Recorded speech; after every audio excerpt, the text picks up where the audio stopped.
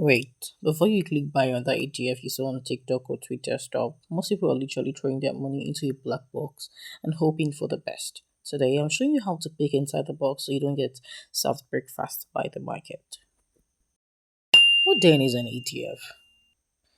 Imagine you want to eat a proper bowl of fisherman soup, but buying the whole catfish, the prawns, the periwinkles, and the spices separately costs too much and takes too much time.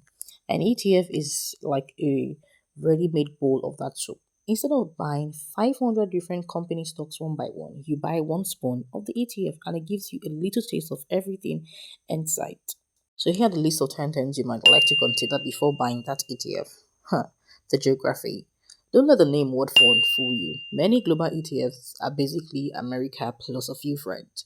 In 2026, some still have over 70% of their weight in the US. If the US market sneezes, your global portfolio catches a cold. Always check the geographic breakdown. A high yield, the cash they pay you is not always a flex. If an ETF offers a 9% yield, ask why. Are the companies inside struggling and desperate for investors? Also, choose your vibe.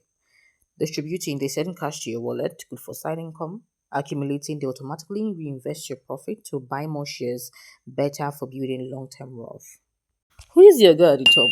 You will not enter a bus if you did not try the driver. Check the manager. BlackRock, Vanguard, State Street, etc. If it's an active ETF, the manager is picking stocks like a coach.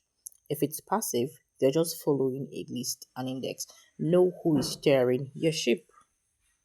In finance, small numbers kill big dreams. The TR is the fee they take every year to run the fund. 0.05% is the thank you price.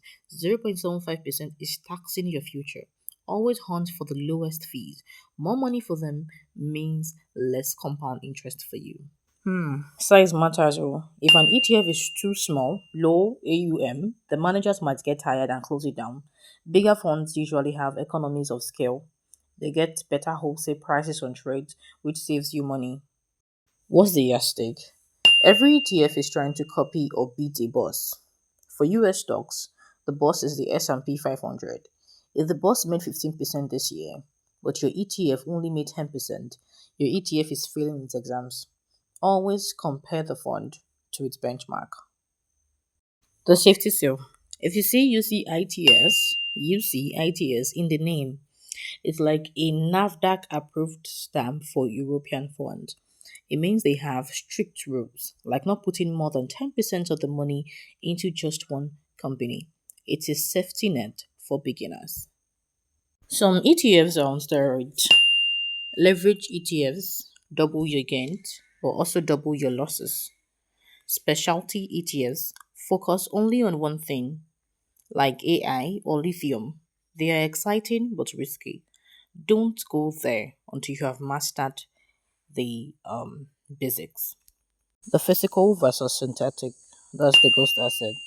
Now, in the physical, the fund actually buys the gold or the silver. But in the synthetic, the fund signs a contract with the bank that promises to pay the returns. It's cheaper, but if that bank goes broke, you're in trouble. Stick to physical if you want peace of mind. Now, let me give you a real life example. Imagine you're saving for a house in Lagos or Abuja and you see two ETFs. Fund A is global and has 0.8% fee and is synthetic.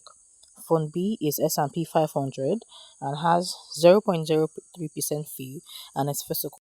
Over 20 years, Fund A could cost you millions of naira in extra fees and counterparty risk. That is a risk of middleman failing. Fund B is boring, but it's the one that actually buys the house. Boring is usually where the wealth is. Lastly, we look at the currency, we consider the currency war. Since we're in 2026, you know the naira, dollar, euro dance is real. Unhedged, you're betting on the stocks and the currency.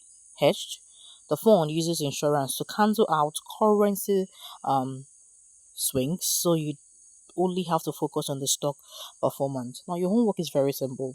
Before you buy, look for the fact sheet of the ETF.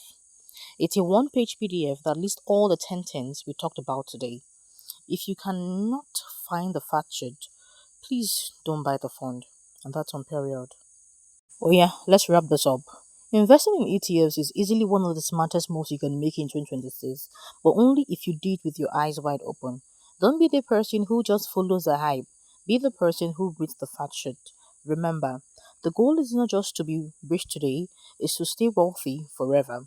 If you found this helpful, hit that subscribe button and share this with your buddy who keeps asking you where to put their money. Knowledge is the only investment that pays the best interest. Stay smart, stay consistent, and I will see you in the next one. Shalom.